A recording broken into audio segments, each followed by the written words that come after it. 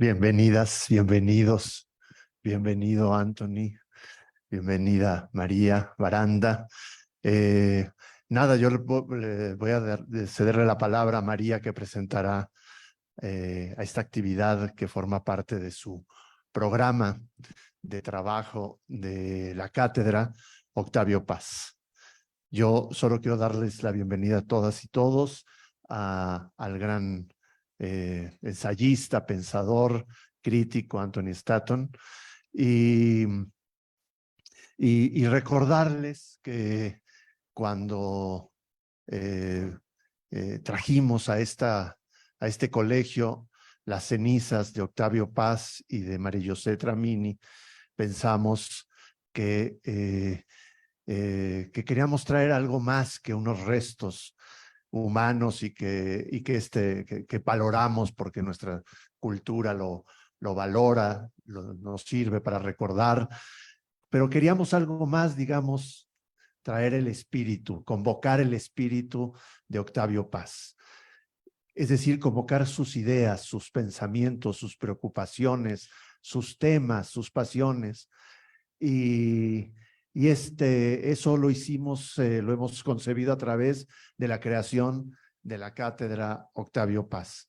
En un principio esta cátedra estuvo dirigida por el poeta David Huerta, que desgraciadamente nos dejó muy pronto, y como no hay mal que por bien no venga, hoy la cátedra la dirige pues la más importante, yo creo, poeta de nuestra generación, María Baranda, que le ha dado un sello muy particular a la cátedra.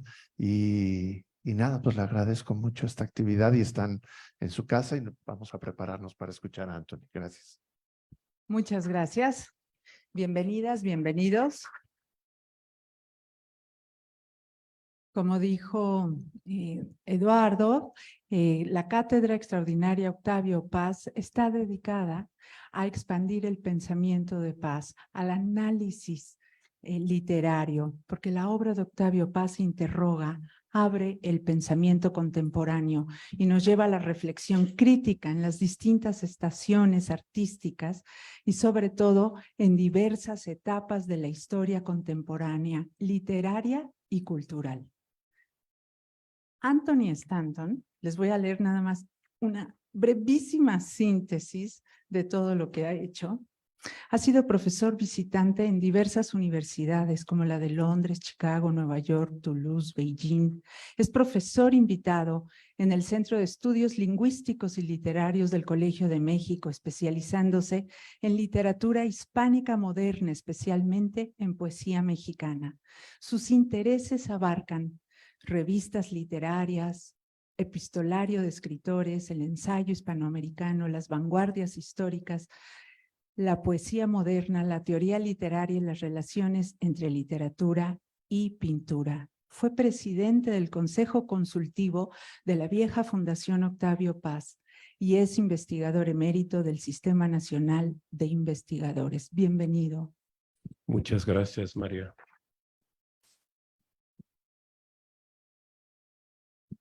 Gracias, pues me da mucho gusto venir a San Ildefonso, un lugar tan importante, ¿no? Para el joven Octavio Paz, que estudió aquí.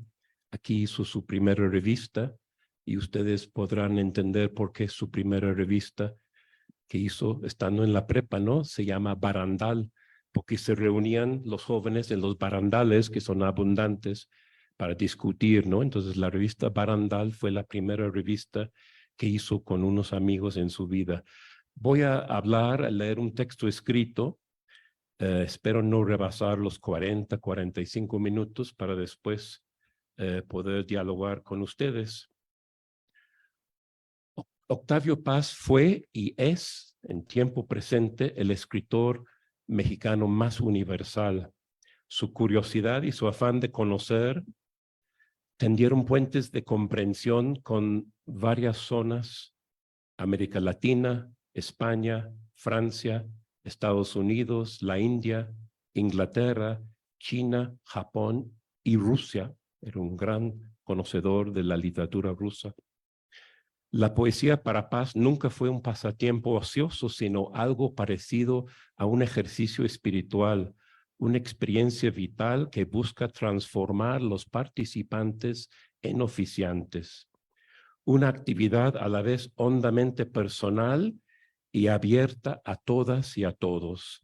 Tal como él la practicó, la experiencia poética es una revelación de los otros que somos y una reconciliación con lo oculto o lo desconocido que llevamos dentro. Muchos de sus grandes poemas y ensayos asumen la forma de un viaje, una búsqueda accidentada que desemboca en la fractura o disolución del yo y la apertura a lo que él llamaba la otredad, lo otro.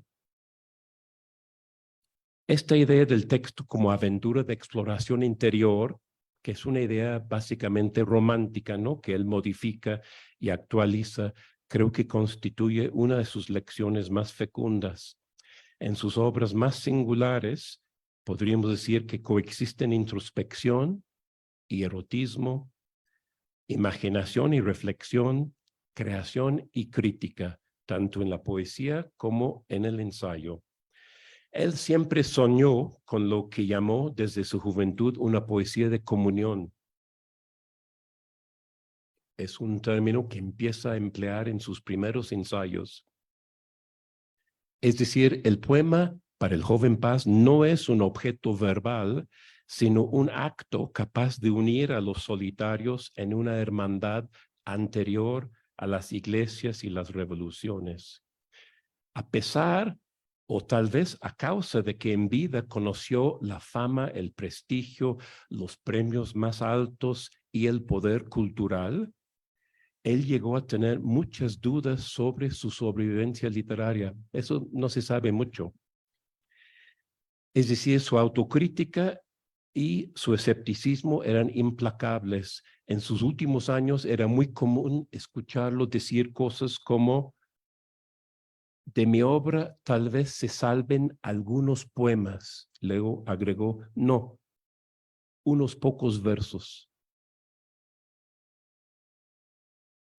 La fama en vida no solo no garantiza la sobrevivencia literaria, sino que puede erigirse en obstáculo.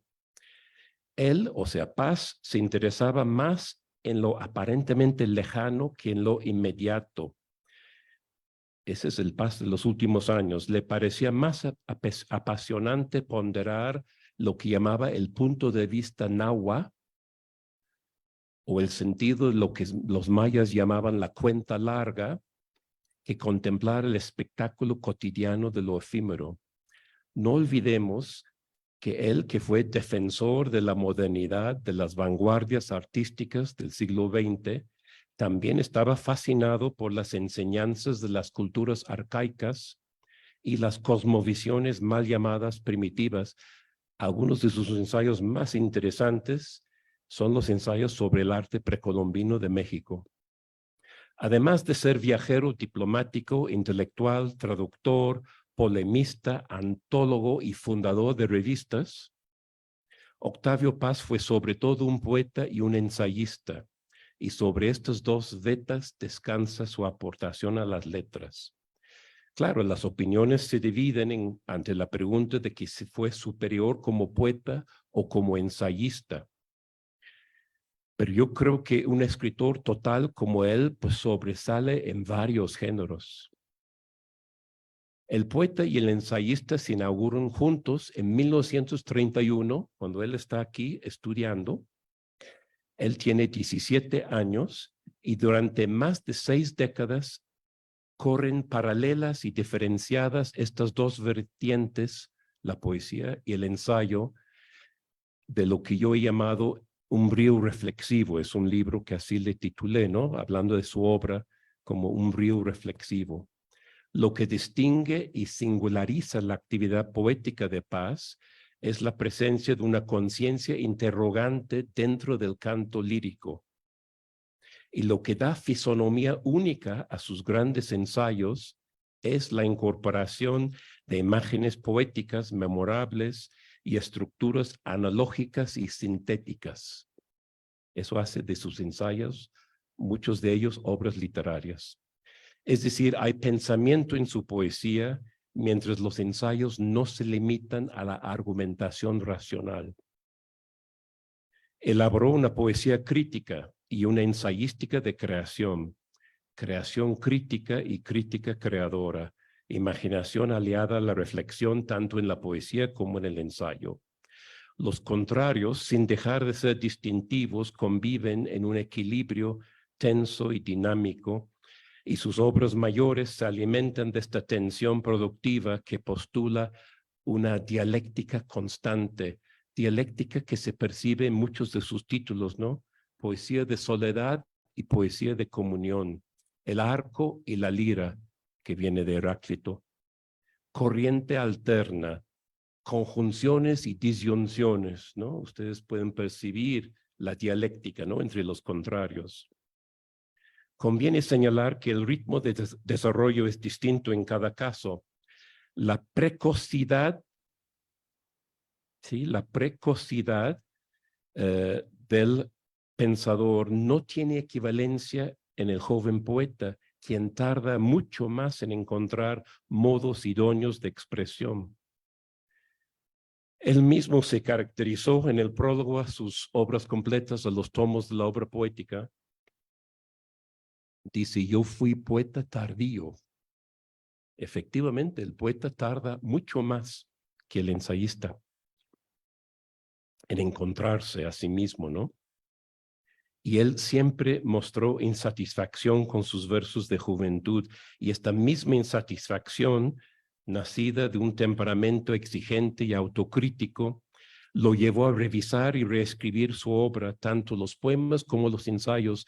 De todos sus libros, poemas, ensayos, hay más de una versión. De algunos poemas hay 8 o 9 distintas versiones. La mejor prueba de que el poeta y el ensayista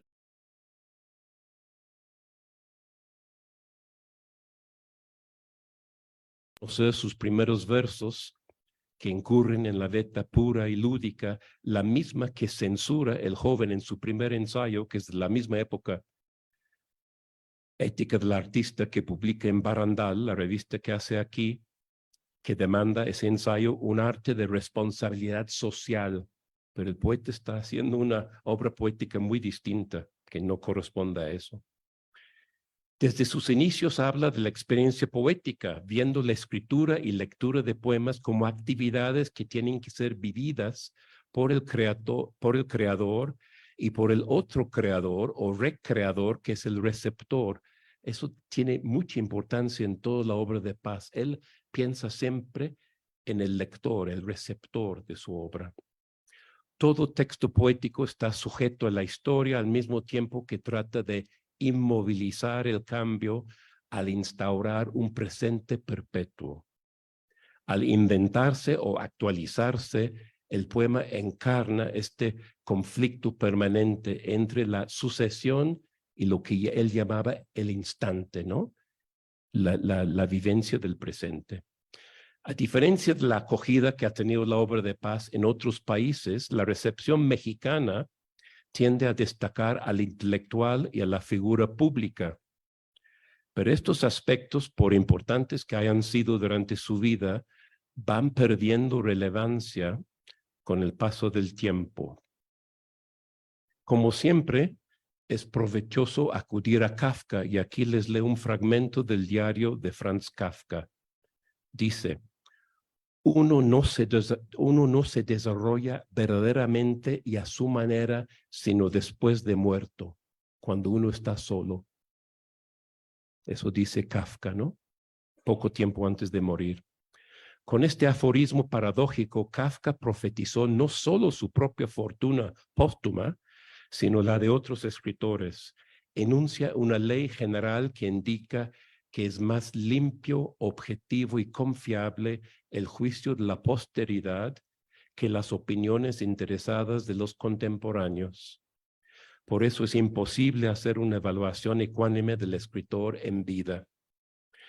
Ahora, en este año de 2023, estamos ante lo que yo llamo la otra vida de Octavio Paz, la póstuma, que es y será y tendrá que ser muy distinta de la anterior, porque exige la liberación de la obra de las ataduras biográficas y contextuales, de las cadenas ideológicas y coyunturales.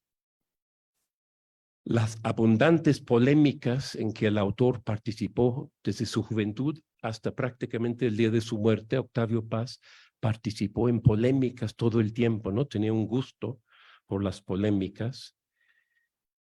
Pero para los lectores nuevos, esas polémicas van a ser indescifrables, yo creo, porque no conocen el contexto original en el cual se dieron.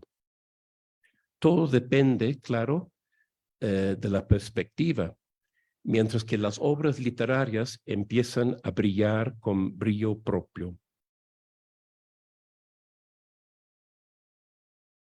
Como todos los grandes poetas que mueren, está condenado a padecer en el purgatorio de los escritores, ante la incertidumbre de la posteridad que niega o pone en duda lo que antes se llamaba la inmortalidad de la gloria. El escritor queda inerme. Su única defensa son las obras. Por eso creo yo que es sorprendente comprobar que muchos de sus partidarios, así como varios de sus detractores, comparten el mismo prejuicio de reducirlo a un ideólogo. Eso lo he dicho antes, ¿no? Me parece una visión equivocada, ¿no? Reducir a Paz a un ideólogo, ¿no?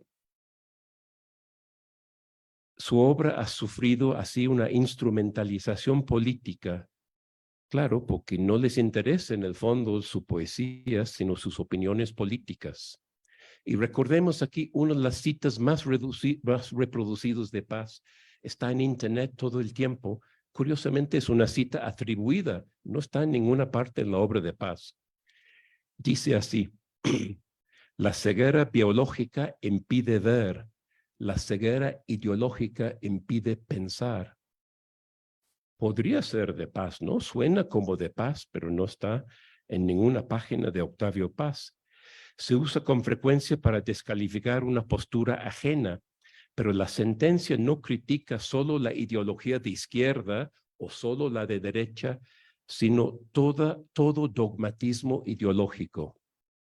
Y el problema entonces se localiza no en el espectro político, digamos, sino en este carácter totalitario o las pretensiones imperialistas de las ideologías. Y aquí recuerdo una influencia formativa muy importante en la obra de Paz. De joven, leyó mucho a los poetas románticos, ¿no? Primero introducción, los alemanes, los ingleses. Uno de ellos fue William Blake. Como Blake, Paz creía en la primacía de la poesía, una facultad universal de la cual la religión, la filosofía y todos los sistemas ideológicos son derivaciones subsidiarias. Es una postura muy radical, muy fuerte. Nunca abandonó esta creencia radical en la imaginación poética como origen de lo sagrado. Lo sagrado para él pertenece a la poesía más que a la religión. Y es la fuente, la imaginación poética, de todos los saberes. Es decir, la verdadera poesía no transmite una ideología preexistente, sino que cuestiona todas las ideologías desde sus propios presupuestos autónomos. Sin embargo, no quiero dar la impresión de un Paz esteticista que da la espalda al mundo. No fue un esteticista. Él estaba obsesionado por la historia, por el mal y por las consecuencias de la opresión. Su divisa más perdurable era un triángulo de exigencias: libertad, revuelta y revolución. Fue, como sabemos, el único funcionario mexicano que renunció por los hechos de Tlatelolco el 2 de octubre de 1968. El único. Lo llamó un acto de terrorismo de Estado y escribió en una carta poco después que la reciente publicación de Postdata en 1970 acaso me cerrará para siempre la puerta de la gran Tenochtitlan. Llegó a pensar que nunca iba a poder regresar a su país, pero era capaz también, en otra carta, de verse con ironía y en tono autoparódico como el águila de Mixcoac, el gran cacique Octavio, así dice en carta a un amigo. Los libros clásicos, como sabemos, son siempre actuales. Significan cosas nuevas para lectores distintos en entornos y tiempos heterogéneos. Pocas obras pasan la prueba del tiempo. La historia literaria está llena de ejemplos de promesas irrealizadas y de figuras ilustres que nadie recuerda porque sus obras han perdido vigencia. Son excepcionales los casos de escritores que realizan a plenitud, que se realizan con obras perdurables en cada fase de su carrera y que siguen realizándose en la otra vida, o sea, después de muertos. Paz, yo creo que es uno de ellos. Como pocos, entendió el mecanismo de la sobrevivencia literaria cuando escribió en 1951, escribió: todo poema se cumple a expensas del poeta. Todo poema se cumple a expensas del poeta. Es decir, la obra literaria no se juzga por sus intenciones, sino por sus resultados. Y el autor no controla los resultados. Uno de los rasgos más fascinantes y enigmáticos de la transmisión literaria vista a gran escala ahora es que la producción y recepción de un texto pueden estar separadas por siglos, lenguas distintas y cosmovisiones incompatibles. Si la comunicación se da, es gracias a factores que trascienden y superan la voluntad del autor. La obra de Paz, entonces, es un conjunto total que se despliega en el tiempo, pero que busca dialogar con nosotros en otro tiempo.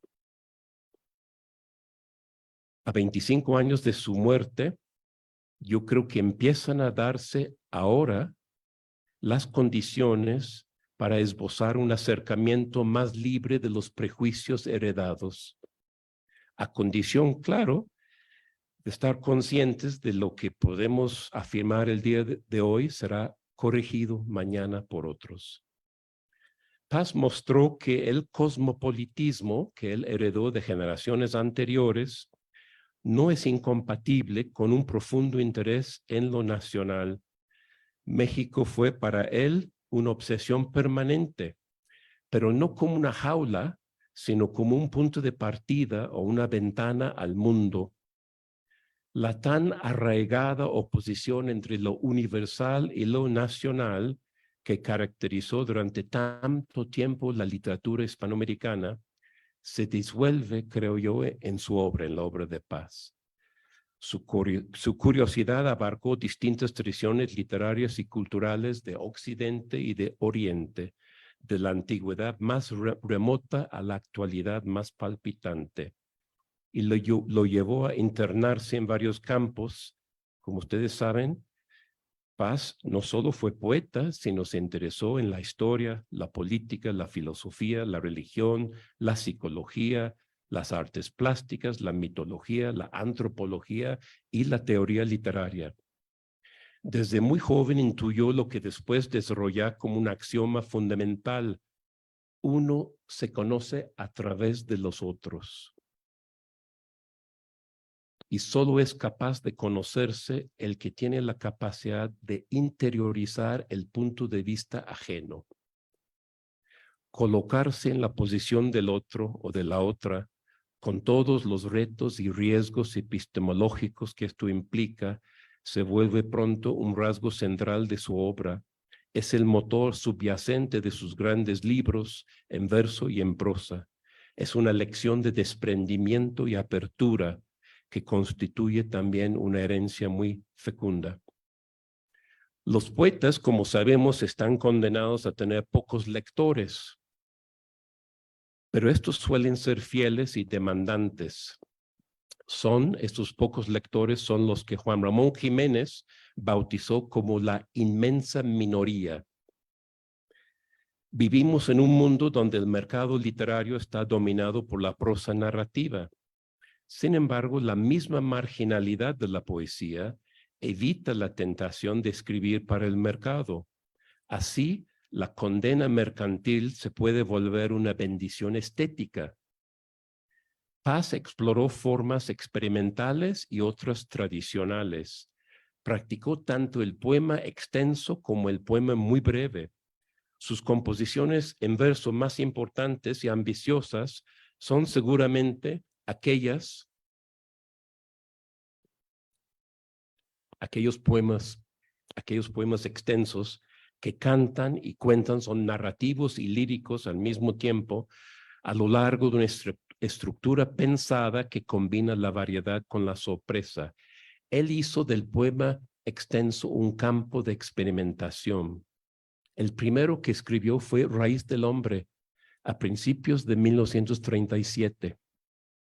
Y siguieron unos 40 más que podríamos nombrar, ¿no? Piedra de Sol, Blanco, Nocturno de San Ildefonso, etcétera, Pasado en Claro. Es decir, 40 y tantos poemas extensos. Es un corpus realmente impresionante, ¿no? Solo del poema extenso.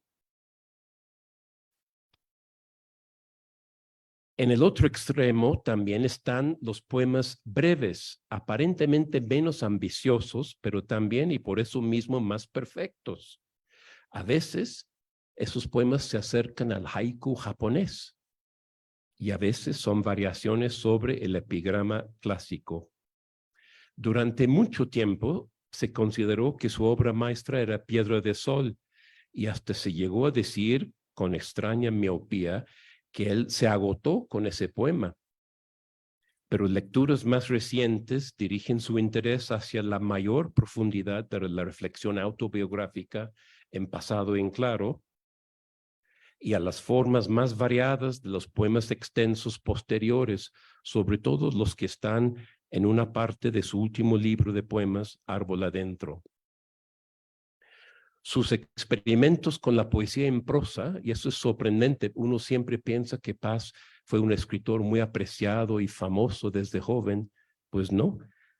Sus experimentos con la poesía en prosa fueron recibidos con silencio, desdén e incomprensión en 1951, cuando publicó Águila o Sol, un libro que no recibió ninguna reseña en México. Pero con el tiempo las lecturas fueron cambiando y no es exagerado decir que el monogramático, que es un libro escrito en prosa, es en parte un relato de viaje en la India, en parte es un poema en prosa y también es un ensayo. Ese libro, recibido al principio también como una rareza exótica, es hoy la obra más importante, junto con el poema Blanco, de lo que le inspiró la India a Paz, ¿no? El monogramático y Blanco son los dos textos realmente claves, ¿no? La misma evolución en las lecturas se puede observar en el terreno ensayístico. Sus dos primeros libros orgánicos de prosa, El laberinto de la soledad, su libro más leído, más vendido, más famoso, y luego El arco y la lira, El laberinto es de 1950, El arco y la lira es de 1956, fueron considerados por mucho tiempo como sus ensayos más importantes. Sí, son dos libros clásicos, ¿no? Que examinan dos enigmas, el enigma de México en El laberinto y el enigma de la poesía en El arco y la lira. Pero Paz nunca estuvo satisfecho con lo logrado, siguió creciendo y pensando. Cada nuevo libro representaba un crecimiento y una ampliación de sus intereses. Por ejemplo, Los hijos del Limo, 1974, es la primera aportación hispánica a la literatura comparada. Yo no conozco ninguna aportación anterior a la de Paz. Es, claro, su estudio, una especie de radiografía de la poesía moderna, como nace en Alemania, en Inglaterra, con los románticos, cómo se transforma en el simbolismo, el modernismo y llega a las vanguardias del siglo XX. Es un desarrollo del arco y la lira, pero también con un enfoque ya centrado en la modernidad. Pero es sobre todo en su libro Sor Juana Inés de la Cruz, Sor Juana Inés de la Cruz o Las Trampas de la Fe, 1982, donde Paz ofrece su ensayo más ambicioso y más fecundo. Este libro sobre Sor Juana, yo creo que es su obra en prosa más importante. Es una biografía de la monja, es una interpretación desprejuiciada de la Nueva España. La visión mexicana de la Nueva España fue muy prejuiciada, muy negativa, ¿no? En todo el siglo XIX, desde luego, los liberales, y a principios del XX, ¿no? Y por último, es una lectura minuciosa de su obra literaria, ¿no? Y tal vez lo más sorprendente es la identificación que él establece con Sor Juana Inés de la Cruz, como su precursora, se identifica con ella, ¿no? Como pensadora, como poeta, atrapada en un mundo que de alguna manera no le permitía actuar con libertad, ¿no? Ustedes saben, hay un alegato fuerte que incurrió toda una polémica con intelectuales católicos, ¿no? Cuando él publicó su libro sobre Sor Juana. Es un estudio que marca época, un parteaguas que corona la ensayística de Paz y inaugura una nueva etapa de acercamiento a Sor Juana. Es un intento, como él dice, su conclusión es una restitución. Y hay que recordar que el que restituye busca reparar un daño. Es el sentido, ¿no? Jurídico del término. Restituir a Sor Juana. Las lecturas de Paz, entonces, van a seguir cambiando, ¿no? En direcciones que es imposible imaginar el día de hoy. Los lectores de mañana, podemos preguntar, ¿se sentirán interpelados por los poemas y los ensayos de Paz? Yo como profesor he podido ver cómo cambian las lecturas de las nuevas generaciones, ¿no? De estudiantes. Es la apuesta de un poeta que se dirigía en muchos de sus poemas a un tú. Claro, hay muchos poemas, ¿no? Y hay muchas identidades bajo la figura del tú. A veces es un tú específico y femenino. Es la mujer amada, deseada, recordada o soñada. Por ejemplo, en Bajo tu clara sombra. A veces se trata de un tú masculino personalizado. El amigo, familiar, compañero, pintor, músico, escritor, ¿no? Otras veces se trata de un tú interior, es decir, la conciencia desdoblada. Es un monólogo que es una especie de diálogo consigo mismo, ¿no? Tú se habla a sí mismo. Pero otras veces, y eso es lo más interesante, en otras ocasiones, se trata de un tú desconocido o inexistente en el presente, un destinatario o destinataria del futuro cuyos ojos y voz actualizan y dan sentido a la experiencia poética, como ocurre en el poema Árbol Adentro, del libro del mismo nombre. Voy a leer un fragmento de ese poema que da título a su último libro de poemas. Creció en mi frente un árbol, tus miradas lo encienden y sus frutos de sombra son naranjas de sangre, son granadas de lumbre. Amanece en la noche del cuerpo. Allá adentro, en mi frente, el árbol habla. Acércate. ¿Lo oyes? Entonces ahí el yo aparece como el canal de transmisión de la corriente poética.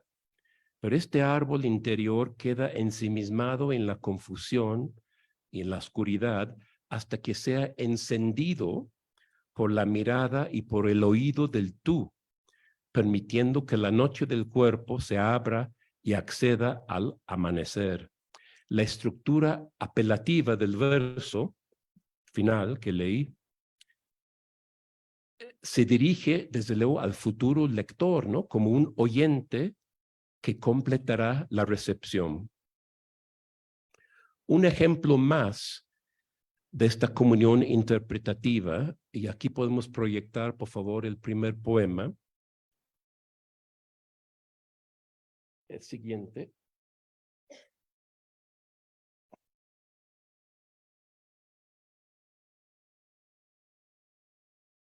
El número 12.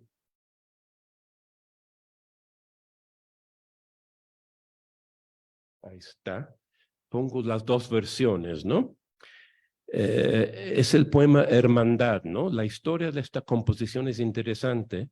Paz escribió una primera versión, que ustedes pueden ver a la izquierda, sin título, en abril de 1975 en una carta a Pérez Ferrer, cuando descubrió traducciones modernas al inglés de la selección de la antología griega armada por Peter Jay en Inglaterra en 1973. Esa primera versión empezó su vida como una traducción de un poema de Claudio Ptolomeo, incluido en la antología griega. Voy a leer la primera versión, yo. Soy mortal, poco duro y la noche es enorme, pero miro hacia arriba, las estrellas escriben. No leo su escritura. Sin entender, comprendo. También soy escritura. Y me trazó la misma mano.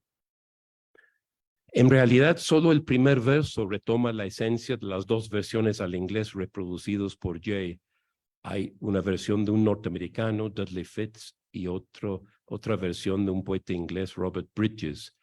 Estas dos versiones son variantes sobre una conocida traducción de Peyton en la Loeb Classical Library de la segunda década del siglo XX, que empieza así en inglés: I know that I am mortal, a creature of a day. En contraste con todas estas versiones, en la de Paz, incluso en la primera versión, se aprecia la extraordinaria compresión del primer verso, que dice en 4 palabras lo que los otros dicen en 13, 10 u 11 palabras. Y esto ocurre en una lengua, el español, que no tiene la concisión sintética del inglés. El mexicano también elimina los giros arcaizantes y adopta un lenguaje directo y minimalista. Ya emplea el heptasílabo, el verso de 7 sílabas, pero el último verso rompe el esquema porque tiene 9 sílabas. Además de introducir cierta torpeza o ambigüedad, porque no sabemos a qué se refiere o a quién pertenece la misma mano. 12 años después, cuando publica su última colección de poemas, Árbol Adentro, en 1987, Paz retoma la composición, le da por primera vez un título significativo, Hermandad, y introduce algunos cambios decisivos. Lo que empezó por ser traducción se fue transformando en recreación, imitación, adaptación y finalmente en homenaje a Claudio Ptolomeo, ¿no?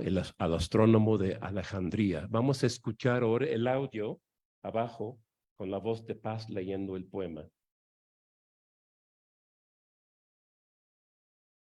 Hermandad. Soy hombre, duro poco y es enorme la noche, pero miro hacia arriba, las estrellas escriben. Sin entender, comprendo. También soy escritura y en este mismo instante algo me detiene.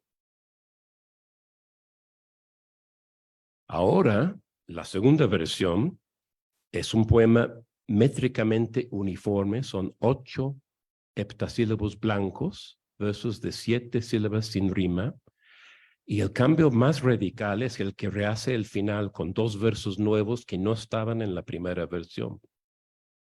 Algunos intérpretes católicos creyeron encontrar en ese último verso la señal de una fe religiosa. Pero el poema permite varias lecturas, una de las cuales afirma que el poeta, como ser de palabras, solo aspira a ser leído y deletreado por otra persona. Fiel a la cosmovisión pagana del astrónomo, el poeta mexicano no escribe a alguien con mayúscula. Hermandad es un buen ejemplo de la línea borrosa entre traducción y creación original.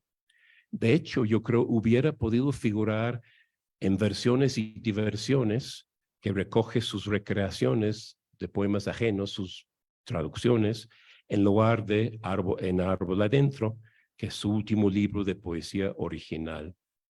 El poema da nueva vida al antiguo tópico del libro de la naturaleza.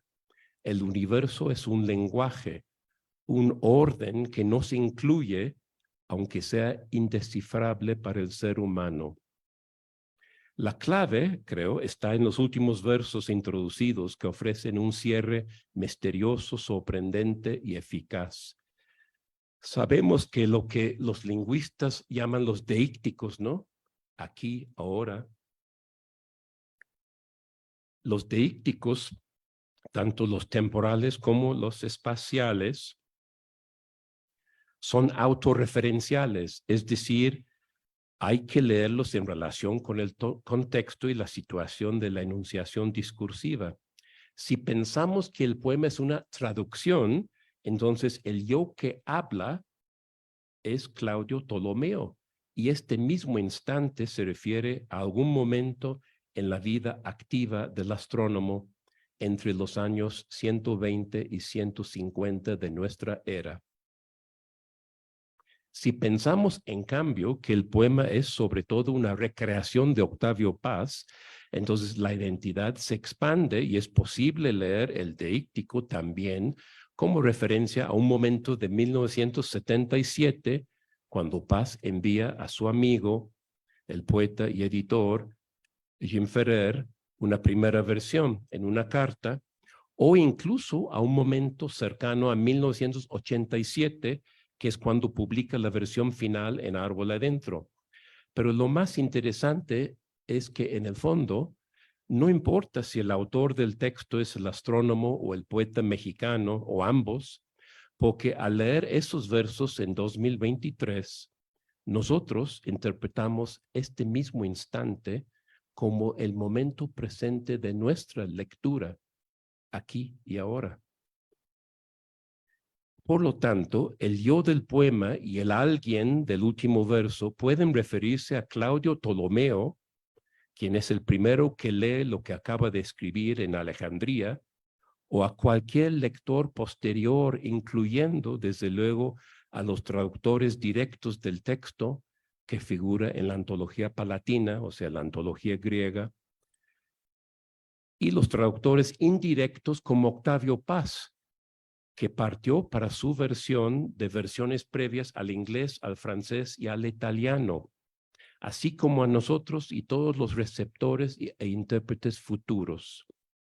El poema constituye una excelente ilustración de la teoría poética expuesta por Paz en 1956 en El Arco y la Lira, que hay que recordar, la fecha de su publicación es un libro muy anterior al auge de la estética de la recepción en Alemania y en Estados Unidos en los 60 y 70, es de la década anterior.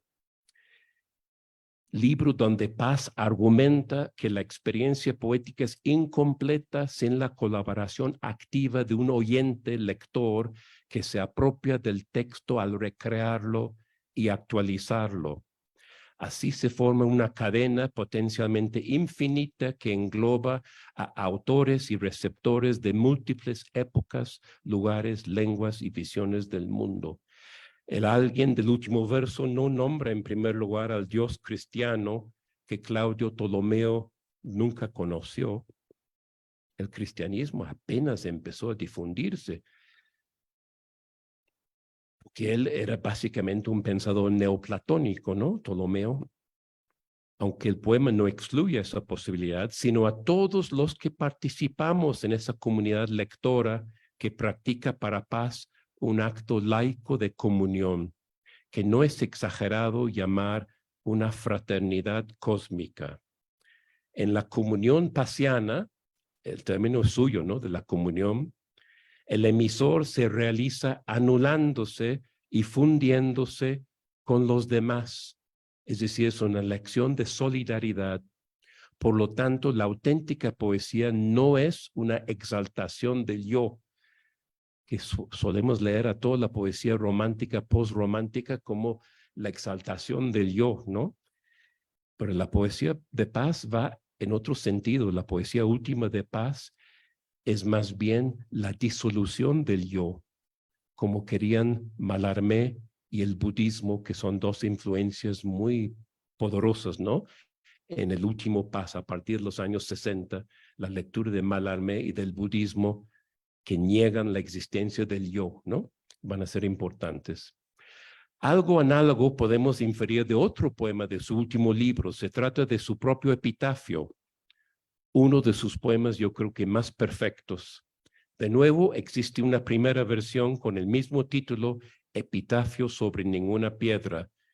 Esa primera versión se escribió el 2 de enero de 1977 y fue enviada también a su amigo Jim Ferrer. Voy a leer. ¿Podemos pasar a la siguiente, por favor? Ahí está. La izquierda. Primera versión. Soy de Miscuac. 3 sílabas nocturnas. Un antifaz de sombra sobre un rostro solar. Vino y se lo comió la tolvanera. Yo me escapé y anduve por el mundo. Mi casa fueron mis palabras, mi tumba el aire. 10 años después, escribe la versión definitiva que vamos a escuchar ahora en voz del poeta. Epitafio sobre ninguna piedra. Miscoac fue mi pueblo. 3 sílabas nocturnas, un antifaz de sombra sobre un rostro solar. Vino Nuestra Señora, la tolvanera madre, vino y se lo comió. Yo andaba por él. Mi casa fueron mis palabras, mi tumba el aire. 5 versos que recuerdan de nuevo los epigramas de la antología griega, ¿no? El libro 7 son puros epitafios en la antología griega. Una inscripción que es una autobiografía en miniatura con simbolismo histórico, cultural y mítico, lenguaje coloquial, ímpetu confesional y religiosidad pagana. También es un arte poética. La versión primitiva tiene 2 versos idénticos a la versión final, el segundo y el quinto, y otros con elementos parecidos, pero mientras el primer intento es un acercamiento inseguro, el definitivo es contundente. El patrón métrico de la primera versión no está definido, oscila entre el endecasílabo y el alejandrino. La definitiva consta de 5 alejandrinos, que son versos de 14 sílabas, ¿no? Los 4 primeros con la cesura marcada entre los 2 hemistiquios, que son heptasílabos, ¿no?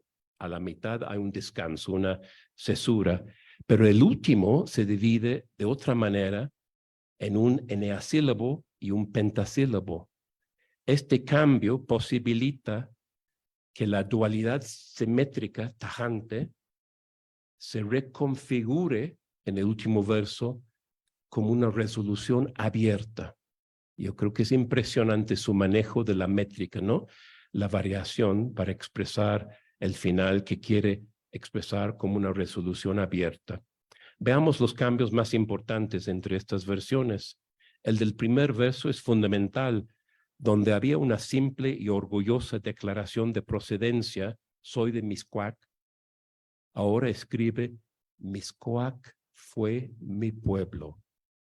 El verbo pretérito da a entender que el pueblo idílico, lleno de flores, árboles, que él conoció desde su niñez hasta la edad adulta. Hay que recordar que Paz vivió en Miscuac, no nació ahí, pero vivió a los pocos meses de nacido, lo llevan ahí y vive ahí del 1914 a 1937.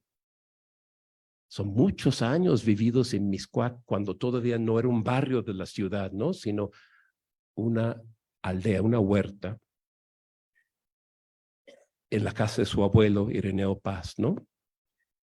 pues ese Mixcoac pues ya no existe, ¿no? Para el Paz que escribe esto, Mixcoac ya no existe o solo existe en su recuerdo, porque el lugar pues se había transformado en un barrio más de la ruidosa megalópolis.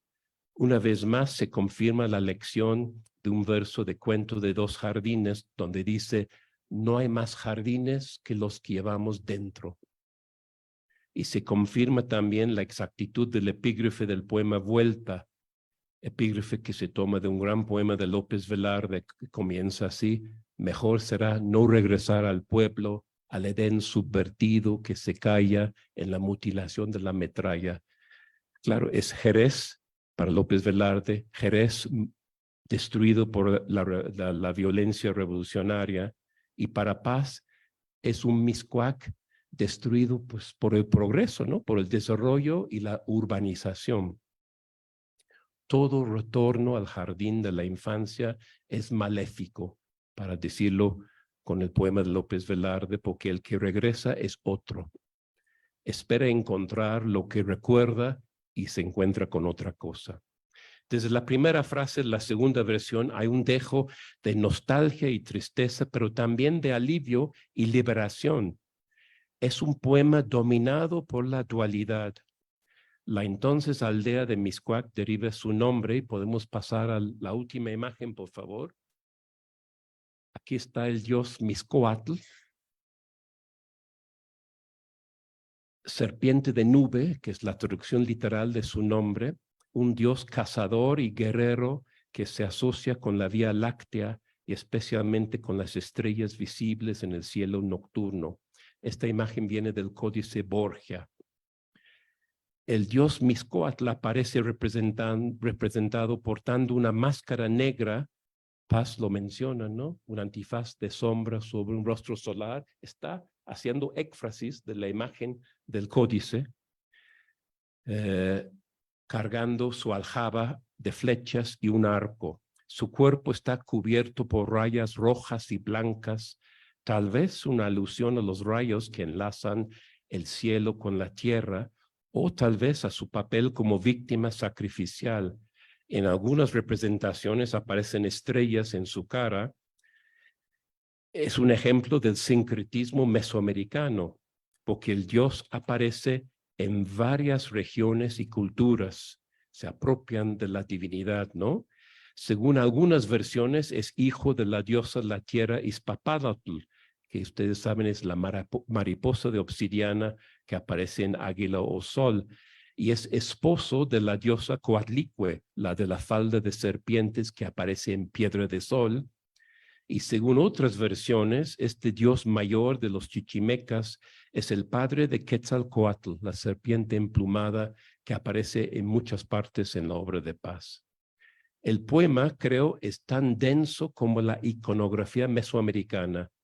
Todo está gobernado por un equilibrio entre oposiciones complementarias.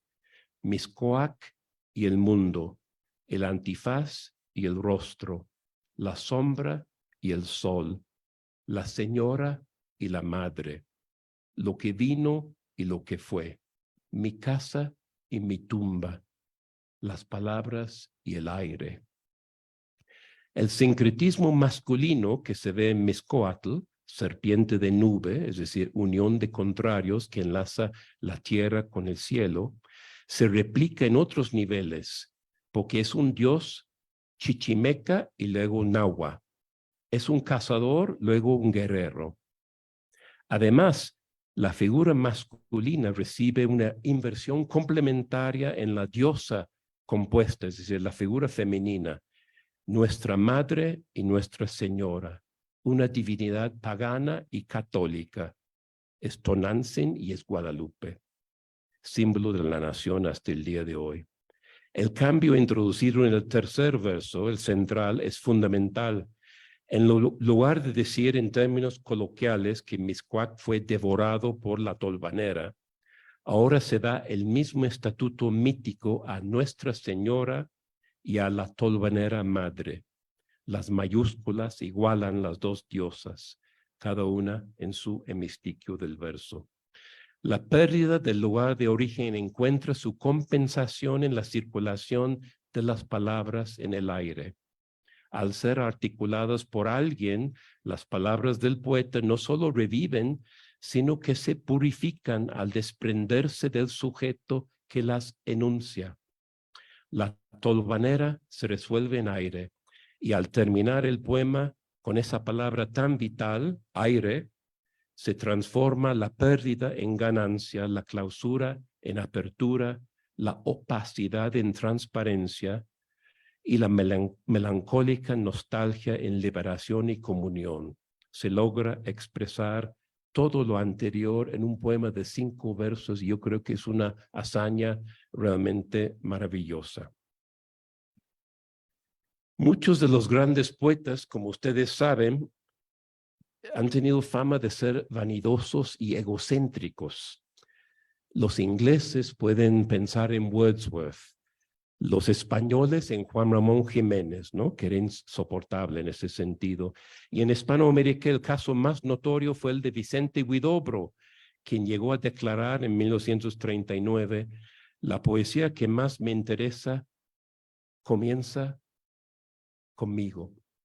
Así, ¿no? Egocentrismo puro, de un gran poeta. Otros pueden pensar en Neruda, Pablo Neruda o en Octavio Paz, pero la revisión que hemos hecho en estas páginas indica que, tanto en su poesía como en su teoría poética, la obra de Paz no busca la afirmación y expansión de una personalidad subjetiva, sino todo lo contrario. Se persigue la anulación del yo, la síntesis con lo heterogéneo, con la otredad, o la reintegración del sujeto a algo más vasto e impersonal, llámese naturaleza u orden cósmico. Para el último Paz, la poesía sería como el amor, una reconciliación con el gran todo y con los otros. Es decir, no hay nada de nihilismo ni solipsismo, sino un deseo de fusión. Ahora voy a terminar mi lectura. En muchas de estas páginas ha surgido la noción de la experiencia poética como un acto de colaboración. En más de un sentido, se puede decir que toda la obra de Paz es el resultado de una doble colaboración. En la primera, interior, cuando se escribe, hay un intercambio entre la improvisación de una imaginación liberada y la presencia vigilante de la conciencia crítica. En la segunda, posterior, cuando se lee, hay colaboración entre el emisor y sus receptores desconocidos. Al buscarse a sí mismo, el poeta invariablemente encuentra a los otros. Por lo tanto, el acto poético es un modelo de interacción que rompe las paredes del aislamiento y abre las posibilidades de la convivencia participativa. Ciertamente, en sus años finales, se distancia Paz del sueño utópico de los románticos, revivido por los surrealistas, un sueño que él había defendido en su juventud y que inspira muchas páginas de El arco y la lira, que es un libro que proclama la urgencia de socializar la poesía y poetizar la sociedad para reunir arte y vida. Rechaza esa idea, pero no se acerca en ningún momento al individualismo a ultranza de cuño neoliberal, del cual tanto se habla el día de hoy, ¿no? En la poética de Paz eso simplemente no aparece. La poesía no es ni debe ser la expresión de un individuo o la exaltación del yo. Según algunas versiones, perdón, me equivoqué de página, la única ideología política, que es compatible con la visión de un libro como El arco y la lira es el anarquismo puro. Anarquismo puro. En ese sentido, vale la pena señalar que el pensador ruso Bakhtin se equivocó al pensar que toda poesía lírica es monológica. Yo creo que no. En el caso de Paz, el poema busca forjar un diálogo vivo, no cancelando, sino reafirmando la alteridad del otro. Al final de sus días, en la otra voz, Poesía y fin de siglo, que es un libro que publicó en 1990, el mismo año que recibió el premio Nobel, el ensayista no abandona su fe en la poesía, sino que formula su esperanza de la siguiente manera, como una utopía más modesta, ciertamente, más acotada, pero que sigue siendo utopía. Dice en ese libro, espejo de la fraternidad cósmica, el poema es un modelo de lo que podría ser la sociedad humana. Un modelo de lo que podría ser la sociedad humana. Yo creo que es el reto final de un poeta que sigue viendo en la poesía una fuente de reconciliación y comunión. Muchas gracias por su atención.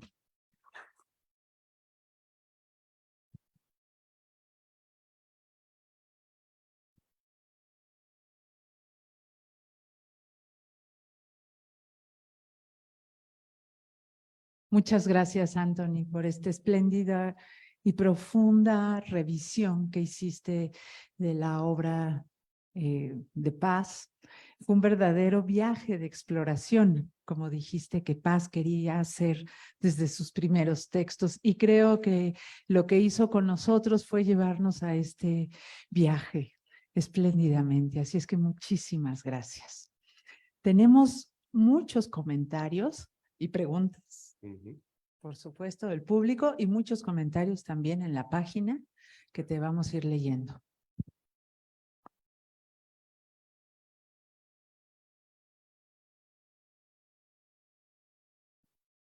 Perdón, muy buenos días. En primer lugar, mi admiración por su extraordinaria conferencia. Se lo agradecemos todos los presentes y los que están por la vía virtual, estoy seguro. Pero, dado que usted es un estudioso profundo de Octavio Paz, de su vida, de su obra, y sin menoscabo absoluto de su estatura literaria, que nadie puede poner en duda, quisiera, como experto que es usted en Paz, que aclarara dos aspectos de la vida de Paz que a mí y que creo a muchos otros nos causan desazón. Y estos dos aspectos tienen que ver con su relación con el mal gobierno de nuestro país. En primer lugar, no conozco mucho el tema, quisiera su opinión sobre la supuesta renuncia de Paz a la Embajada de México en la India, porque según algunas otras fuentes es hasta 1973 que él deja el servicio diplomático en México. Es decir, dejó la embajada en la India, pero siguió en el servicio diplomático. La segunda, y con eso termino, es justamente su actitud durante el coloquio de invierno. Yo recuerdo muy vivencialmente ese año, 1982, y la desazón que le causó la pregunta de aquel personaje malhadado llamado Mario Vargas Llosa con respecto a la dictadura perfecta, que todos evidentemente sabíamos a qué se refería y que todos la vivimos. Pero me refiero al hecho de que tanto él como su hijo, Enrique Krause, tuvieron una relación o una desazón muy manifiesta, como todos lo vimos en la televisión en aquel entonces. Y recuerdo perfectamente que al día siguiente Víctor Flores Olea, el presidente del Consejo Nacional para la Cultura y las Artes, estaba renunciado. ¿Sí? Entonces, esta actitud de Paz con su relación con esos pésimos gobiernos que tuvimos, quisiera ver si ustedes pudieran aclarar esto para deshacer esta desazón que a mí en lo personal me causa mucho conflicto. Gracias. Cómo no, en cuanto a la primera pregunta o observación, sí. En cuanto a la renuncia, sí, se ha discutido mucho, ¿no? Efectivamente, el término específico que menciona Paz en su carta, que envía al entonces secretario de Relaciones Exteriores, dice, pido ser puesto en disponibilidad. Es decir, la fórmula que él utiliza, sí, es una renuncia, desde luego,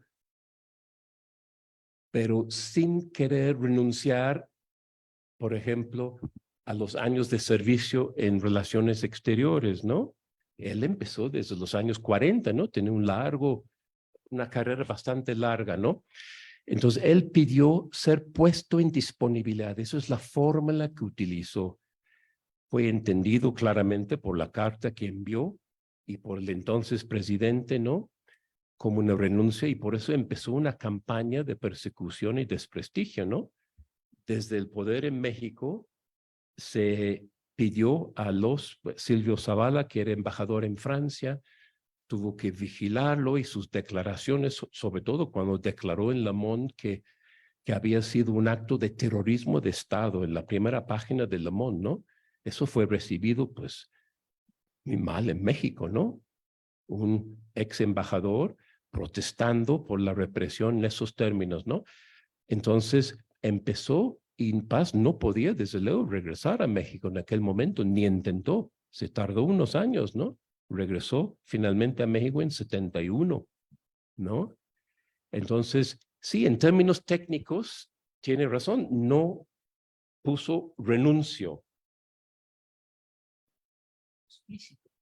Pero fue explícito en cuando pido ser y dio la razón, porque no estoy de acuerdo con las acciones Pero del gobierno. sí lo puso en la carta, porque no estoy de acuerdo, porque eso Claro. lo elevaría, evidentemente, pero que haya Claro. sido explícito y que hubiera tenido el valor civil para manifestarlo de Sí, esa las manera. cartas a Carrillo Flores son muy explícitos, creo que se han publicado, ¿no? Que no está de acuerdo con esa forma que escogió el gobierno de resolver el problema de las marchas estudiantiles y por eso renunció, ¿no? Entonces, esto, en cuanto a esto, ¿no? En cuanto a la renuncia. En cuanto a lo otro, sí, el coloquio de invierno dio mucho de qué hablar, ¿no? Porque por la famosa frase que mencionó Mario Vargas Llosa, ¿no? De la dictadura perfecta, ¿no? Es decir, en un coloquio que celebra la libertad, pues sí, Vargas Llosa quiso subrayar que en México había una tradición también, no de una dictadura totalitaria, ¿no? Tampoco estamos hablando de la Unión Soviética, ¿no? Pero sí de un partido de Estado que no dejaba espacios libres, no permitía realmente mucha auténtica pluralidad, ¿no? Entonces, por eso la declaración causó, pues sí, un escándalo, ¿no? Y muy pronto salió del país, ¿no? Recuerdo Vargas Llosa, ¿no? Después de hacer la declaración, ¿no? Paz se molestó con él, ciertamente, en aquel momento, pero toca un asunto tal vez de mayor importancia, ¿no? Que un día tendría que ser abordado. Bueno, hay ciertos intentos de abordarlo, ¿no? Que es la manera en que Paz, un intelectual, un pensador tan claro, que siempre habló de la importancia de mantener que el escritor debe ser independiente, mantener una distancia frente al poder. Él mismo no respetó su propia regla con Carlos Salinas de Gortari. Hoy podemos decirlo, ¿no? Claramente, no solo él, sino todos los grupos intelectuales recibieron fomento, favores, financiamiento, canales de televisión, editoriales, sabemos, ¿no? La historia, Carlos Salinas de Gortari cortejó a los intelectuales y Paz se dejó porque pensó auténticamente, Paz, que este joven político del PRI era un reformador, como muchos pensaban en la época, ¿no? Hay que decirlo, ¿no? No fue el único, pero él sí, yo creo que pecó de ingenuo en ese momento, ¿no? Pensando que este joven iba a introducir mayor democracia, y ya cuando se dio cuenta al final, porque sí se dio cuenta, cuando salieron los escándalos de corrupción y todo lo que salió sobre la época de Carlos Salinas y el asesinato de Colosio, pues ya era muy tarde, ¿no? Muy tarde para corregir. Entonces ahí cayó, pero siempre siguió pensando, ¿no?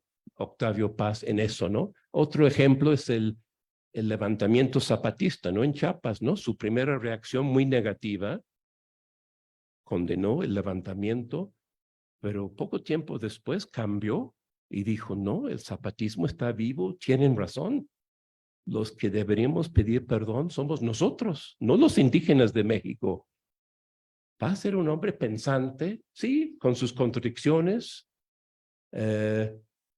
y no hay que hacer de él un santo, ¿no? No vamos a construir una imagen de un ser inmaculado, no, fue un ser humano y como todos los intelectuales que se meten en la cosa pública, se arriesgan a cometer errores, desde luego, ¿no? Y él no fue la excepción, ¿no? Sí quisiera dar lectura primero antes de darle la voz, no sé si quieren primero a los compañeros.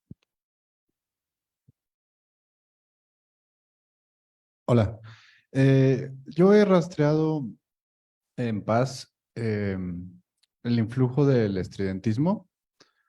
No hablar tanto o no preguntaré desde la cercanía que tuvo con Maples Arce en Japón y todo esto, sino de una pequeña obra de teatro que se llama Teatro Sintético, Comedia sin Solución, donde hay una especie de desaparición en la trama, en una especie de velo de los pronombres, ¿no? Hay un juego donde el otro pasa a ser uno y uno pasa a ser ellos en ella.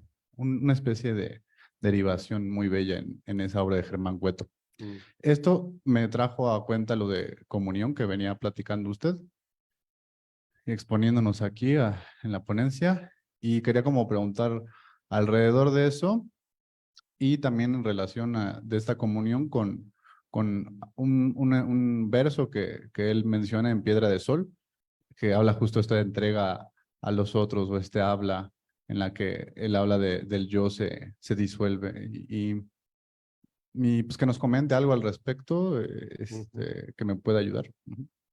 Sí, es interesante lo que menciona el compañero de la relación con el estudiantismo, ¿no?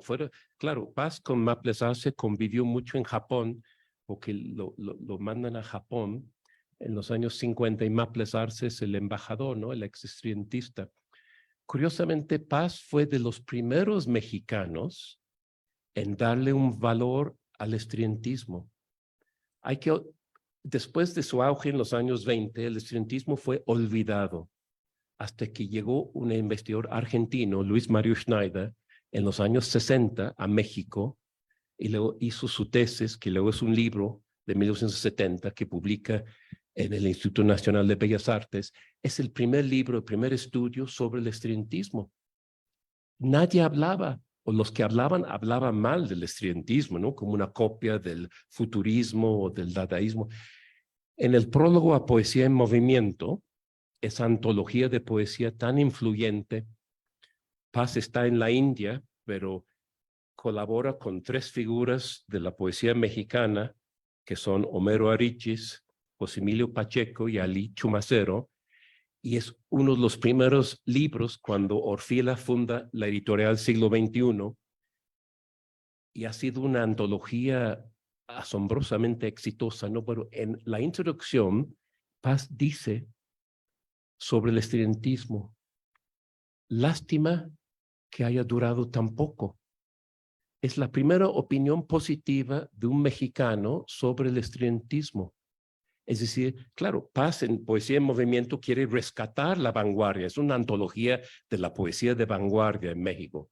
Por eso el primero, bueno, se invierte el orden, ¿no? Es el último del libro, es Tablada, ¿no? El poeta más joven es el más viejo, José Juan Tablada, el que escribe haiku y poesía ideográfica en 1919-20, ¿no?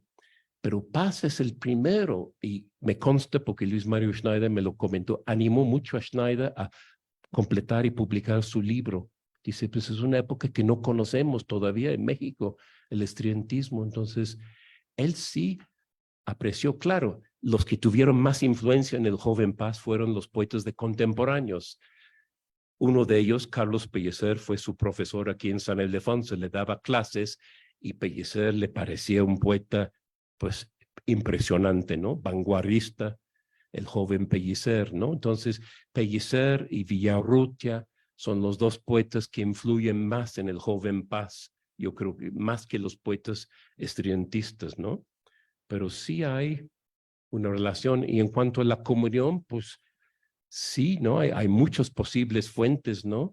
Desde luego en la religión, lo que se llama la fenomenología de la experiencia religiosa. Los estudiosos del fenómeno religioso, como un alemán, Rudolf Otto, que estudió lo luminoso, sea, lo divino, cómo se manifiesta. Paz lo cita mucho en el Arco de la Ira, Octavio Paz, para su noción de lo sagrado, ¿no? Pero la comunión pues viene también de San Juan de la Cruz, el joven Octavio Paz, un gran lector de los poetas místicos españoles. San Juan le parece el máximo poeta de la comunión en su ensayo Poesía de Soledad y Poesía de Comunión, ¿no? Recuerden ustedes, Quevedo es el poeta de la conciencia dividida, de la soledad, y San Juan de la Cruz es el poeta de la comunión porque es un poeta erótico. Se une con la divinidad, con el ser amado, o sea, su erotismo es religioso y su religión es erótica. Eso le fascinó a Paz, ¿no? Y hay mucho de eso en la obra de Paz, incluso en su libro La llama doble, ¿no? La fusión y lo que le fascinó de López Velarde, erotismo religioso. Un hombre de formación religiosa que vive el erotismo a través de la religión. Y a veces a pesar de la religión, pero a través de la religión, ¿no? En la figura de Fuensanta primero, ¿no? Entonces, sí tiene muchas fuentes posibles, una noción como la comunión, ¿no? En poetas románticos también yo mencioné a William Blake, pues también Paz leyó a Novales cuando joven, el romántico alemán, que habla mucho de la comunión también en su poesía, ¿no? Con la amada. Sí. Yo quería hacer nada más un comentario sobre esto del estridentismo. No olvidar que en la antología de la poesía mexicana de los años 40, de Manuel Maples Arce, esa antología la cierra Maples Arce con un jovencísimo poeta, que es Octavio Paz, justamente el poema de la Guerra Civil Española, el de Has muerto, camarada, en el ardiente amanecer del mundo. Poema muy que Paz, con el que Paz tuvo una relación muy compleja de rechazo y finalmente lo asume, ¿no? Pero el Maples Arce de los años 40 ve en Paz al más importante poeta joven, ¿no? Es cierto, sí. Y al mismo tiempo, Maples Arce elimina a todos los estridentistas de su antología, porque ya le ha dado la espalda, ¿eh? Es un caso impresionante de un vanguardista arrepentido, ¿no? Muy pronto. Sí, había otras preguntas, sí.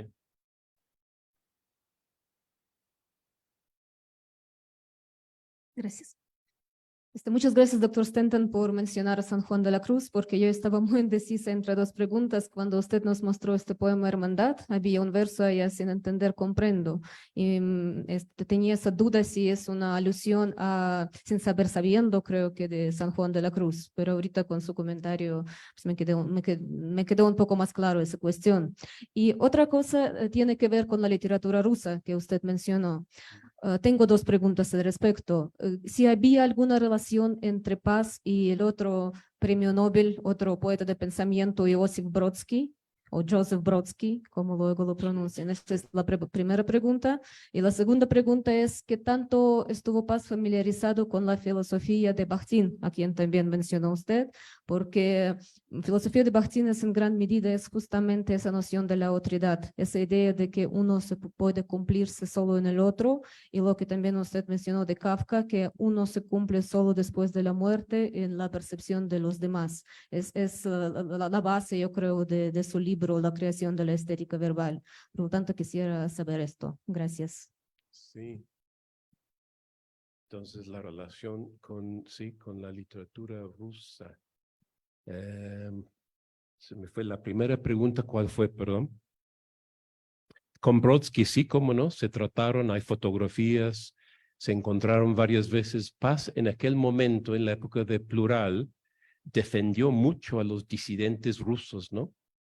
Cuando Brodsky fue expulsado de la Unión Soviética por parasitismo social, fue el cargo jurídico que le aplicaron, pues Paz, desde luego, simpatizó mucho con él, ¿no?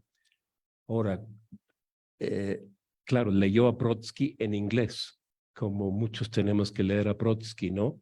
No creo que haya realmente recibido una influencia o algo así de Brodsky, ¿no? En ese sentido, ¿no? Pero sí, solidaridad fue la época en que Paz escribió mucho sobre Solzhenitsyn también, ¿no?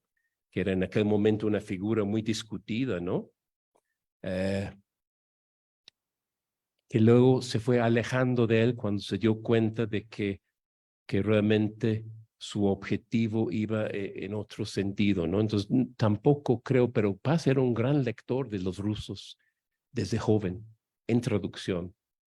Dostoyevsky, las lecturas de Dostoyevsky que menciona en Nocturno de San Ildefonso, cuando imagina o recrea en los años 70 su estancia aquí en San Ildefonso, habla de los hermanos Karamazov, ¿no? Y los personajes, los héroes que estaban leyendo, estaba fascinado, ¿no? Por la literatura rusa.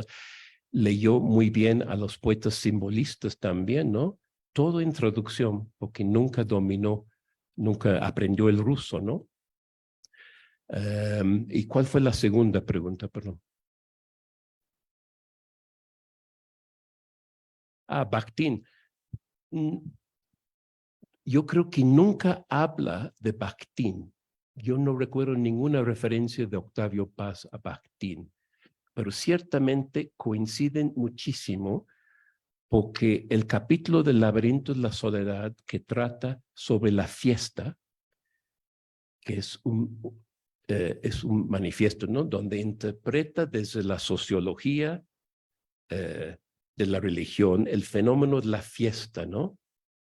Como algo carnavalesco, desde luego coincide con la interpretación de Bakhtin, de Rabelais y la cultura popular en la Edad Media.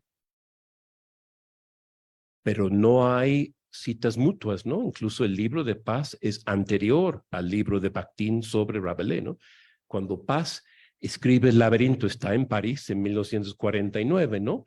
Y tiene recuerdos de las grandes fiestas populares de México, que en París no hay nada de esto, entonces empieza un poco nostálgicamente, dice, tenemos hambre de fiesta, ¿no? De comunión. Y luego interpreta la Revolución Mexicana como una fiesta, la fiesta de las balas, ¿no? Como decía Martín Luis Guzmán, como un fenómeno de comunión social, un levantamiento popular donde todo era posible. Es una justificación poderosísima, ¿no? De la Revolución Mexicana. Paz se desencantó con la Revolución Rusa y con la Revolución Cubana y con la mexicana también, pero su libro El laberinto de la soledad contiene una justificación poética increíble de la Revolución Mexicana como un momento de comunión, un momento en que México comulga con su propio ser, ¿no? Una explosión de la realidad, un conocimiento, una especie, es realmente, y esa parte yo veo paralelismos con Bakhtin, ¿no? Pero si se leyeron mutuamente, bueno, Bakhtin nunca leyó desde luego a Paz, creo, y Paz nunca habló de Bakhtin, supongo que no conocía, aunque hubiera podido, porque ya las traducciones estaban disponibles en Vida de Paz, ¿no? Pero no hay ninguna referencia o alusión a Bakhtin en su obra.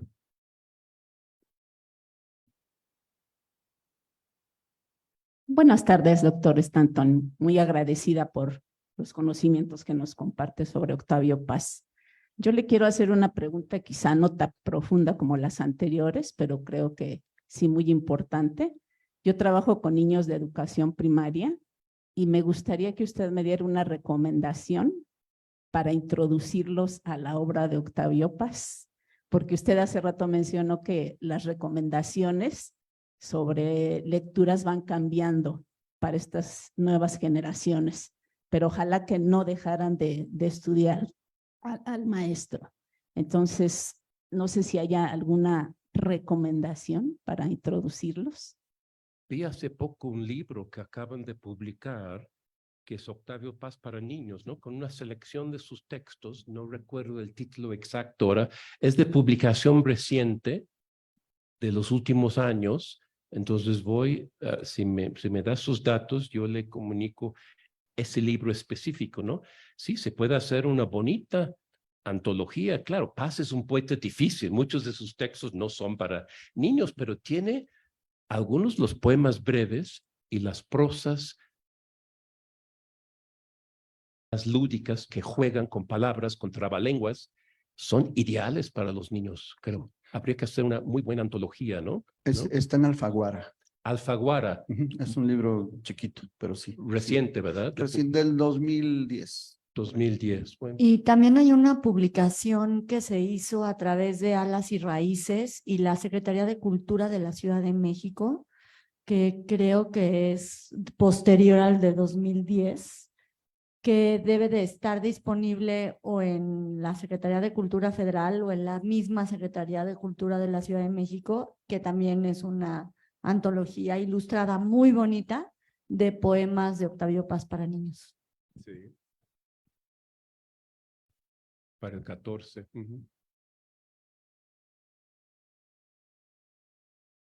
Bueno, Anthony, una pregunta muy concreta sobre el poema de Hermandad, que ahorita que lo estabas leyendo y que lo leyó Paz, por decirlo así, hay otra palabra clave que es la adversativa, ¿no? O sea, el pero. Porque divide el poema en dos tiempos, uno el de la vida efímera material, ¿no? O sea, duró poco. Y el otro tiempo, que no es el de la tradición de la escritura que eterniza, que es, quizá el ejemplo más obvio es los sonetos de Shakespeare, ¿no? O sea, tú te vas a morir, pero quedarás viva en mis versos, ¿no?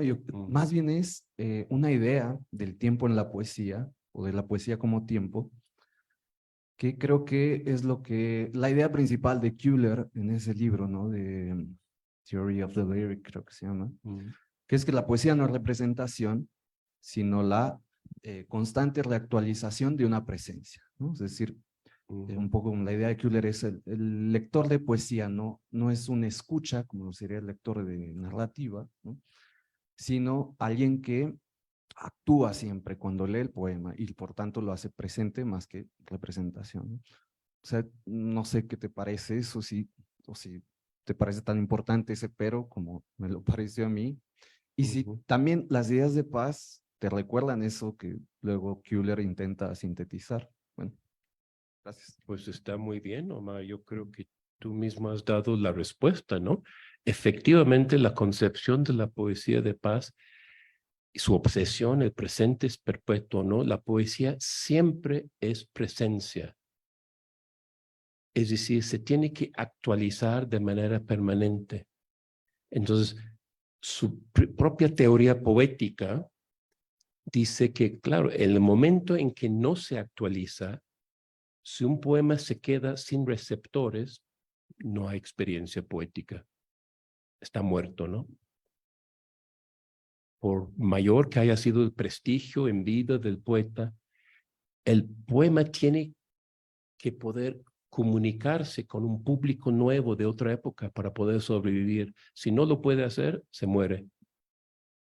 Es dura, ¿no? Por eso la frase que yo cité, todo poema se cumple a expensas del poeta. Es más fácil cumplir si se elimina la voz del yo después de enunciar, ¿no? Es una noción compleja, ¿no? Postula, sí, una posible comunión a condición de que el yo se retire para permitir la comunión. Yo creo que era la apuesta de Paz, ¿no? Su idea de que, como traté de explicar hoy, la poesía no es, ni le interesó que fuera exaltación de un yo, ¿no? Afirmación de una personalidad, sino todo lo contrario. Una especie de mecanismo que permita al otro o a la otra que pudiera completar la experiencia. Es un mecanismo incompleto en sí. La emisión de un poema no es la experiencia poética. La emisión es una parte. Lo más importante es la otra parte, la recepción. Creo que Paz tenía eso muy claro desde su juventud, ¿no? Sin haber leído la estética, la recepción ni nada. Él como lector se dio cuenta de la importancia de la lectura, ¿no? La recepción y la audición en poesía, porque para él la poesía siempre se oye, ¿no? Bien, hay unos comentarios también del público virtual que está conectado, que son bastantes personas. Henry Bet tiene 2 comentarios. La obra de Paz es gozosa, leerla y releerla, asimilarla y discutir con ella, una joya. Gracias por la conferencia, una espléndida presentación de la obra de Octavio Paz. Hay otro que se llama, como Javier Villaurrutia, este usuario, conmovedora la fusión que Stanton consigue entre la lectura detallada, verso a verso, sílaba a sílaba, y la consideración del más amplio panorama histórico y literario. Yo pensaba que había leído y comprendido Hermandad, y ahora veo que me había quedado en la superficie. Concluye, aparte, una pregunta interesada. ¿Sabe ya el doctor Stanton dónde publicará su conferencia? Y un último de María Leticia Crotti. Muy interesante, muchas gracias. Hay muchos más personas que mandan saludos. Gracias. Sí.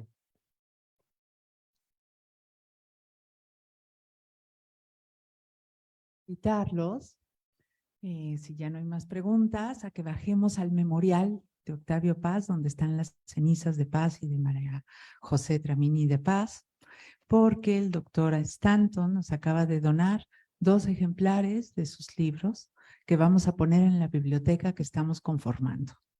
¿Sí? Muchas gracias. Gracias por su presencia. Gracias. Gracias. Sí.